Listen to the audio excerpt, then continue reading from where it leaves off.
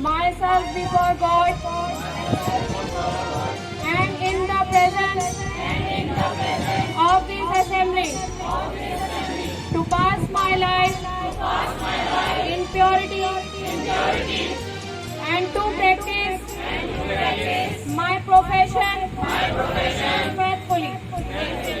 I will abstain from whatever is deleterious and misuse and will not take or knowingly administer any harmful drug.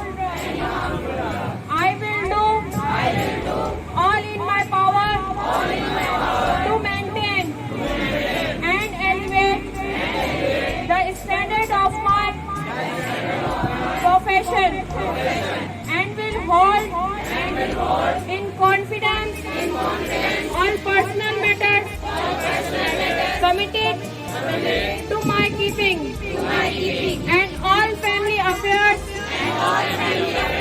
coming to my knowledge in the practice of my calling with loyalty will I endeavor to act the physician in his word and devote myself to the welfare of those committed to my care.